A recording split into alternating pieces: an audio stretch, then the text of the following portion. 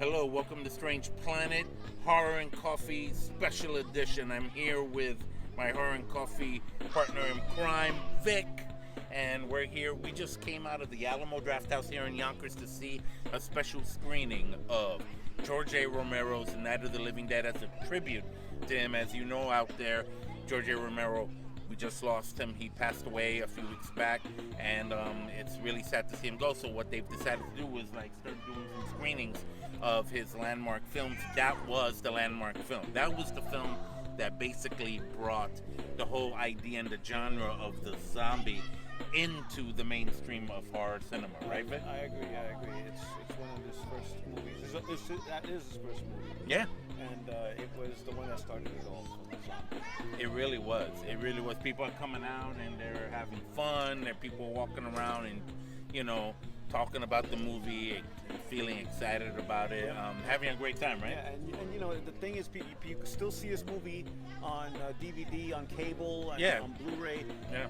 But people just like to see it in the movie theater. Yeah, because you get the real cinematic experience. But not only that, we all came to see it in an honor for George Romero. Yes, as a matter of fact, the money for this was actually going towards the American Cancer Society because I believe he passed away of some kind of cancer. Right, exactly. You know what I mean? So, which is a drag, but what's good is that it's going towards a good cause. Mm-hmm. So, one of the things about zombie movies that if we look at all kinds of zombie movies, every kind of zombie movie that's ever been made since the late 60s, because this film first came out in 1968. And, it was very straight to the point, very simple film made on a budget of around $6,000, right? Yes. So, you got the famous, brother and sister visiting the cemetery, and then that's when they start realizing that something's wrong.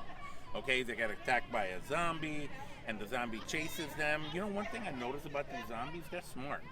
They know that in order to get at somebody, they have to pick up a rock or a stick to break through something. They're a little faster than usual too. Yes. And like in the beginning, the zombie was like almost running, not running, but almost running. You know what's funny? You know what funny? One thing I noticed they did is they messed up the car that was outside. Right. They busted because the of the headlights. Because of the lights was bothering. So they were. No, I actually thought it was they knew that they couldn't go anywhere without the headlights on because it was dark. And I'm thinking, boy, these zombies are smart. For that part of the brain to be already gone and there's nothing but basic pure instinct there, they sure know what they're doing. I guess as the years went by, the evolution of the zombie, he changed a couple of things to make him more dead. Yes, pretty much. And then Dawn of the Dead, that's what happened. They're more dead.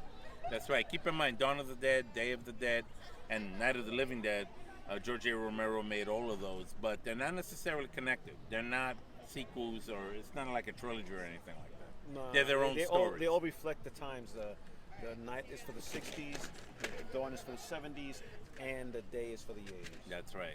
So let me ask you, Vic, how many coffee cups do you give Night of the Living Dead? Oh, I give that all the way, 5 coffee cups, all the way.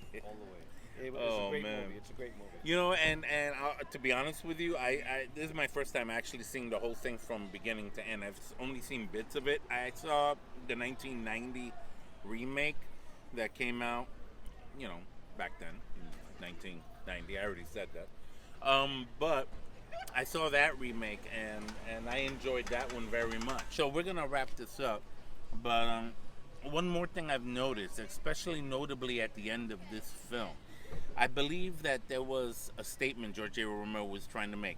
Think about it. The year was 1968.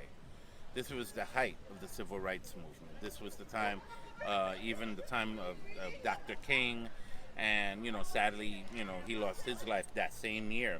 It was the year before I was born. Vic, you were born later on that year in '68. But that was when this movie first came out. Mm-hmm. So there was something that happened at the end of the film that made me go, wow, that speaks a lot about the zeitgeist of that time period. Exactly. So, for those of you who want to really see it and take it in, check it out, and you'll get it. You'll pretty much get what I mean by that. This was an incredible movie. It still is, always will be. Exactly. So, I think that we'll sign it off from here. Vic Right. gives it 5 coffee cups. I give it 5 coffee cups. It was It great. is It was a great. classic. It is the great. hallmark. With none of the there would be no Walking Dead, no Dead Snow, no Wow, I didn't think Dawn you of the remember that Dead. movie. There'd be nothing. There'd be no Return of the Living Dead. None of that. Exactly. If it was not for that.